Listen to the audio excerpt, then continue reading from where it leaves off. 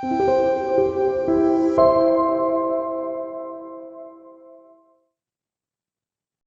여기서 조금만 더 이제 응용된 생각을 한번 해 보도록 하겠습니다. 만기 일시 상환 조건의 현금 흐름인데요. 우리가 이게 지금 각각 얼마인지를 계산을 하려면 원금이 얼마인지 뭐 예를 들어서 10,000원이다. 그다음에 인제 이자율이 얼마인지 이것만 있으면 계산할 수 있잖아요. 근데 지금은 인제 만기를 5 년으로 고정했고 그다음에 주기를 1 년으로 인제 얘기했기 때문에 계산이 아주 편합니다. 그런데 똑같은 원금과 똑같은 이자율일지라도 만기가 훨씬 이제 길게 갈 수도 있고 또는 주기를 1 년이 아닌 방식으로 할 수가 있겠죠. 만기를 늘리는 거는 뭐 그냥 숫자만 늘리면 되니까 이해가 쉬운데 이제 주기가 1 년이 아니라 분기에 한 번 하자. 그러면 여기에 제로 시점이고 1 번, 2 번, 3 번, 4번 이자를 지급하는 모습이 되겠죠. 또는 분기. 그게 아니고 매월 할 수도 있겠죠. 그죠? 로 이자를 지급하면 인제 어떻게 되나 하는 것도 계산할 수 있겠죠. 우리가 분기나 월로 갈 경우에는 인제 우리가 이자율을 보통 표현할 때는 달리 말이 없으면 10%다 그러면 10%를 1 년에 한 번씩 지급하는 거라 그랬죠. 근데 이게 이제 분기나 월로 가면 4분의 1 만큼 지급하는 게 될 것이고 얘는 12분의 1 만큼 지급하는 게 될 겁니다. 그러면은 이제 주기가 더 잦아질수록 이 지급하는 이자의 금액은 줄어들면서 그 횟수는 늘어나는 이제 모습이 되겠죠.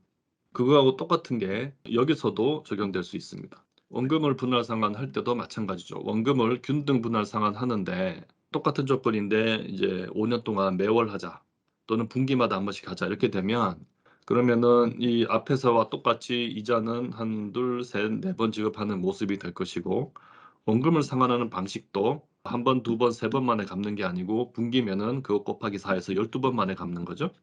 예 그러면은 원래 원금을 12로 나누어서 배분을 해야 되겠죠. 그죠? 그림이 그냥 좀 더 촘촘해지는 겁니다.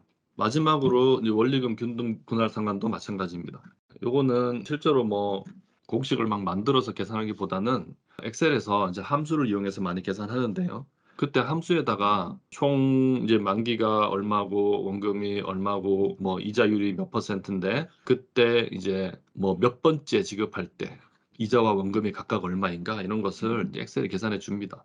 근데 이거 같은 경우는 그런 걸 할 때 5년 만기인데 첫 번째 지급액이 얼마냐 하면 요 금액들이 인제 계산이 되겠죠. 엑셀이 계산해 줍니다. 근데 그게 아니고 그냥 주기만 분기로 바꾸자 인제 이렇게 되면 사실 총 지급 횟수가 5 회가 아니고 이제 20 회가 되는 거고 그리고 1년 말이 되는 시점은 첫 번째 지급이 아니고 네 번째 지급이 되는 거죠. 요것만 달라지는 건데 주의할 것은 이자율을 적용할 때 분기 이자율을 넣어야 된다는 거죠. 원래 이자율의 4분의 1. 예 이렇게 지급 주기가 달라지는 경우 이제 그런 경우는 여러분들이 이미 화폐 시간 가치에서 이자율 처리하는 법을 배웠기 때문에 그 방식대로 똑같이 하면 됩니다. 또 한 가지 우리가 염두에 둘 것은 지금까지 우리는 이자율이 고정된 것으로 이야기했잖아요. 근데 이자율을 변동할 수도 있습니다. 그래서 고정과 변동을 선택할 수 있을 때 '향후에 금리가 올라갈 것 같다.'라고 생각하는 채무자라면 고정금리를 선호할 것이고 지금 금리가 고점이 막 정점이라서 향후에 금리가 내려갈 것 같다. 그러면 이제 변동금리를 선호하겠죠. 지금은 금리가 높지만 시간이 갈수록 이제 이자율이 낮아질 거니까요. 그래서 변동금리를 선택하게 되면은 매기 적용되는 이자율이 달라집니다. 근데 변동금리 이자율은 그러면 어떻게 결정하냐? 1년 말, 2년 말, 3년 말마다 채무자, 채권자가 협상하냐 하면 그런 게 아니고요.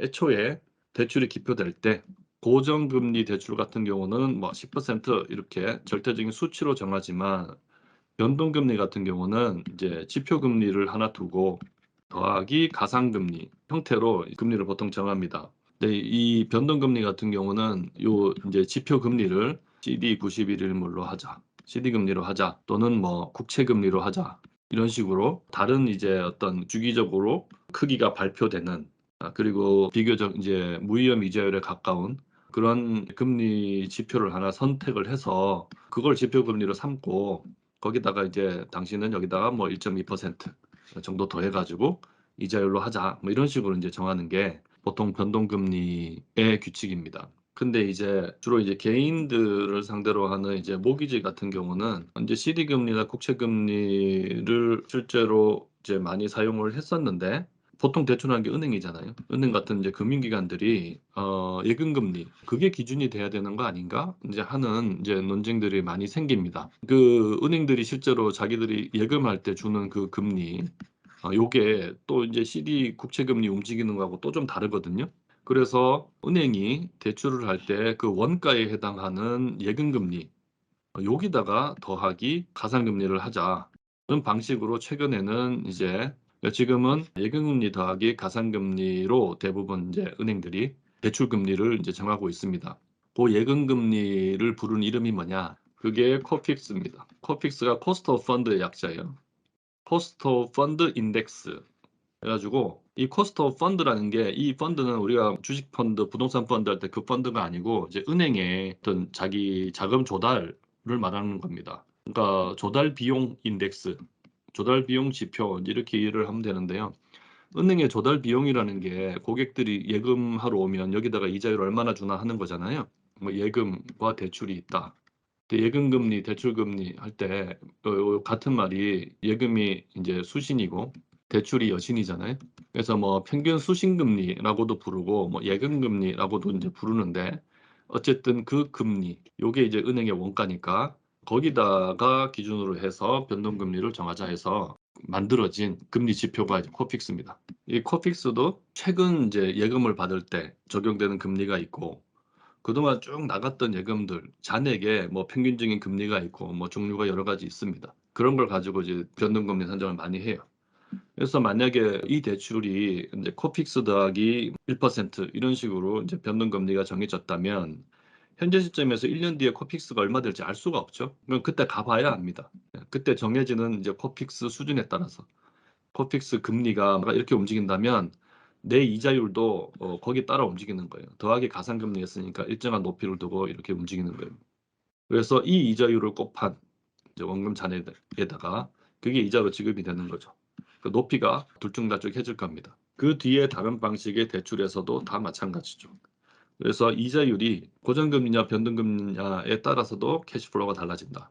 그래서 지금까지 크게 이제 세 가지 설명을 했습니다. 그러니까 원리금 상환 구조는 크게 세 가지가 있다. 그 외에 다양한 베리에이션이 있을 수도 있는데 원금을 만기에 일시 상환하거나 또는 원금을 만기 이전부터 분할 상환하거나 그 분할 상환하는 거는 균등으로 할 수도 있고 균등하지 않게 할 수도 있다고 그랬잖아요. 거치 기한을 둘 수도 있고 또는 마지막으로 이제 원리금의 합계를 균등하게 상환하거나 그렇게 유형을 나눌 수가 있고 원리금의 지급 주기에 따라서 이제 계산이 좀 달라질 수도 있고 그다음에 적용하는 이자율이 고정금리냐 변동금리냐에 따라서도 좀 달라질 수 있다 하는 것을 이제 잘 기억하시기 바랍니다.